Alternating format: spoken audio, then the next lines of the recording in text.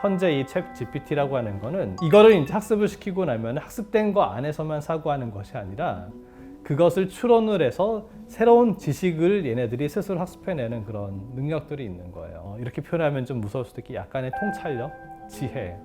이거는 정말 놀라운 일인 거예요. 영어로 질문을 넣습니다. 제가 영어로 문장을 만들어서 사람이 이렇게 빠르게 발전하는 AI를 준비할 수 있는 몇 가지 방법이 있어. 그러면서 이제 첫 번째로 인공지능이 아직 사람만큼 효율적이지 않은 그런 분야의 스킬을 강화를 해라. 그러니까 뭐 예를 들어서 아직 이제 인공지능 신체가 없잖아요. 그러니까 이제 신체를 가지고 뭔가 할 수 있는 부분들이 분명히 있겠죠. 그래서 제가 볼 때는 이게 미용사 이게 이제 섬세하잖아. 이렇게 딱 머리 자르고 이렇게 하면서 또 이게 또 막 하면 대화를 많이 나누잖아. 고객들이랑 정서적인 소통을 하면서 머리도 만져주고 잘라주고 아름다움도 만져주고 그래서 미용사 좋을 것 같고 이런 뭐 간호사나 이런 이제 뭔가 사람이 신체적으로 뭔가를 케어해야 되는 그런 직업들도 괜찮은 것 같아요. 그다음에 이제 두 번째는 뭐라고 얘기를 했냐면 비판적 사고방식과 문제 해결 능력을 강화를 해라. 보니까 얘네들이 말이 한마디 한마디가 뼈가 있어. 너 인간들 요즘 아무 생각 없이 살잖아. 다 이렇게 띄워주는 알고리즘에서 띄워주고 이렇게 제시되는 정보를 약간 좀 무비판적으로 이제 받아들이는 경향들이 있죠. 자기가 믿고 싶은 것만 믿고 보고 싶은 것만 보고. 세 번째가 AI는 데이터 기반의 의사결정을 하기 때문에 이모셔널 인텔리전스, 소위 말해 감성지능과 그 다음에 이 공감 능력을 더 강화시켜라. 근데 어떻게 보면은 우리가 다른 사람의 어떤 소위 말해 감정적 피로감이라든지 이런 것들을 받아들이기가 점점 사실은 좀 힘들죠. 사회가 각박해지고 사실 인간관계가 어렵잖아요. 사람한테 치여서 받는 상처를 이제 아주 그런 공감 능력이 뛰어난 AI 챗봇에서 위로를 받는 시대가 사실은 저는 금방 올 거라고 생각을 해요. 네 번째는 뭐냐면 마인드셋을 키우고 평생 학습을 지속해라. 그 다음에 다섯 번째는 뭐냐면 직장에서 AI와 콜라보를 해라. 저는 이 다섯 가지 답을 듣고는 얘는 보통이 아닌데 사실은 약간 그런 생각이 들었어요. 그러나 여기서 반전이 있어요. 인공지능 모델링을 할 때 가장 우리가 피하고자 하는 것 중에 하나가 오버피팅이라고 하는 거예요. 오버피팅은 뭐냐면 특정한 데이터셋을 가지고 얘한테 너무 최적화된 학습을 시키면 이 안에서는 얘가 굉장히 정확하게 예측을 해요. 근데 여기에 너무 이 데이터셋에 특화되다 보니까 이거를 일반화를 시켰을 때는 오히려 예측 정확도가 떨어지는 거예요. 그래서 학습을 시킬 때 인위적으로 약간의 바이어스를 주는 거예요. 그래서 왜냐하면 여기서의 정확도는 조금 떨어지지만 얘를 일반화시켜가지고 다른 학습되지 않았던 서드 파티 데이터에 대해서도 조금 더 정확도를 일반적으로 유지하기 위해서 그러는데 우리가 사실은 이제 어떤 TV나 이런 소위 매스 미디어를 통해서 전달됨으로써 이해하고 있는 세상과 실제 일어난 일은 꼭 같지는 않을 수 있어요. 왜냐하면 우리는 선별된 정보, 선별된 뉴스, 편집자, 전달하고자 하는 주체 또는 그 이면의 어떤 소위 말해서 이제 권력, 믿고 싶게 만드는 어떤 정보들에 우리는 많이 노출돼 있어요.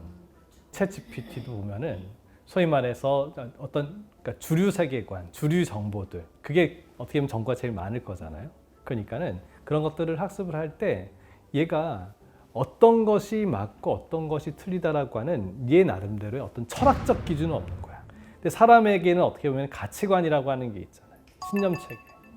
그게 어떤 문화적인 영향을 줄 수도 있고 그 사람이 이제 성장 과정이 형성된 것일 수도 있고 어떻게 보면 신앙에 기인한 것일 수도 있고 사람은 어떤 그런 철학적 기준이라고 하는 게 있어.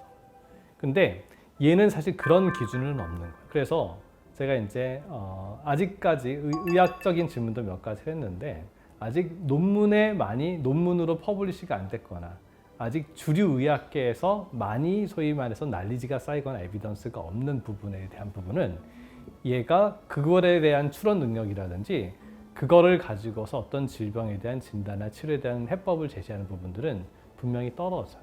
그러니까 얘는 주류 난리지를 갖고 학습을 한 거예요. 그러면 자, 아직까지 우리는 해결하지 못하는 문제들이 산적되어 있죠. 지금 우리가 해결하지 못한 이 문제를 해결하기 위해서 우리한테 필요한 난리지, 우리한테 필요한 기술이 뭔지는 얘가 아직 제시할 수가 없어. 그 영역은 아직까지도 인간의 몫인 거예요. 왜냐하면 혁신이라고 하는 것은 항상 주류 세계관에서 나오지는 않거든요. 새로운 창발적 아이디어, 통찰력, 소수의 또라이. 이 주류에서 봤을 때는 얘 또라이야. 이상한 생각을 해. 이건 말도 안 되는, 이 상식이군 이거고 이건 이상한 또라이인 거야. 처음에는 두려워하고 비난을 하다가 그것이 이런 부분에서 우리가 전혀 생각지도 못했던 다른 난리지나 패러다임이나 기술들이 그걸 해결하는 걸 보고 처음에는 거부했지만 점점 거기에 동화되는 사람들이 많고 나중에는 억셉트를 하고 그것이 이제 주류로 들어오면서 나중에는 그냥 일반화가 되는 거죠. 그런 것은 제가 볼 때는 인공지능이 할 수가 없어 아직은. 그런 결정은. 왜냐하면 항상 얘들은 커먼 센스에서 기반해서 하게끔 그렇게 학습이 되어 있기 때문에. 그래서 이제 우리가 공감 능력을 갖고 어떤 비판적인 사고방식을 갖고 하는 것도 중요하지만 각자 한 사람 한 사람의 나름의 삶에 대한 철학과 가치관을 분명히 세우고 어떤 이제 일반화된 그런 정보와 일반화된 세계관에 그냥 순응하면서 이렇게 살아가는 게 아니라 자기 나름대로 하나하나의 우주를 만들고 자기 나름대로의 그런 균형 잡힌 세계관과 철학 그리고 삶에 대한 가치관을 정립하는 게 무엇보다도 중요한 시대가 됐다고 봐요. 그냥 그게 없으면 근본적으로 이제 나의 존재 의미가 약해지는 거야. 그 알파고의 충격 이후에 많은 기업들과 많은 정부에서 더 성능이 뛰어난 인공지능을 개발해서 엄청나게 투자하고 노력을 했어요. 근데 그 인공지능 시대를 준비하기 위해서 우리 인류를, 우리 사람을 어떻게 준비시켜야 되는지에 대한 것은 담론으로 만들어내지 못했어요. 그 7년이라고 하는 세월 동안에 인공지능은 엄청나게 진화했는데 거기서 그럼 우리는 그 시대를 맞이하기 위한 과연 준비가 돼 있는가, 어떻게 준비해야 될 것인가에 대해서는 논의하지 못했던 거예요. 저는 이제 어떻게 생각하냐면 크게는 두 가지입니다. 아까는 첫 번째는 우리의 자아상, 우리의 가치관, 그러니까 철학적 담론, 나는 왜 존재하는가, 진짜 하나의 근원적 존재로서의 나에 대한 것들을 성찰해야 될 부분들이 이게 중요하다는 것. 두 번째는 이건 어쩔 수 없어요. 한 개인이 감당할 수 있는 지식과 지적 능력은 분명 한계가 있습니다. 근데 사람도 사실은 다른 동물과는 다르게 사회를 형성했기 때문에 이렇게 높은 수준의 문명을 만들 수 있었던 거예요. 그럼 사람도 사실은 집단지성을 다시 회복을 해야 됩니다. 그래서 사실은 이제 제가 그때부터 고민했었던 건 이렇게 사람이 연결되는 데 있어서는 물론 이제 소셜 네트워크라고 하는 것 또한 일종의 그런 것들이지만 나라고 하는 것을 하나의 단편으로서 어떤 상황에서의 사진이라든지 글 가지고 아주 단편으로서 나를 표현하잖아요. 그러니까는 사실은 소셜 네트워킹이라는데 깊은 차원에서의 네트워킹이 되기가 어려워요.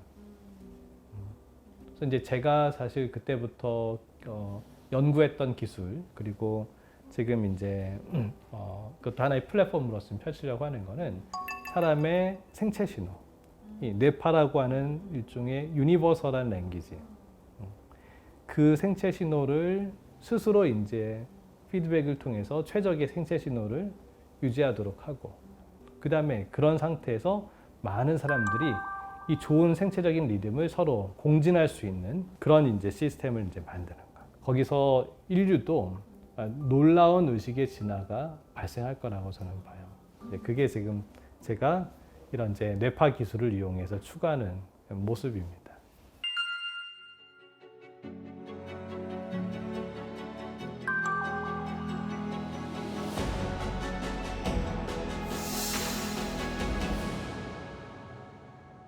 네, 오늘은 정말 열기가 식을 줄 모르는 챗 GPT에 대한 내용을 다뤄봤습니다.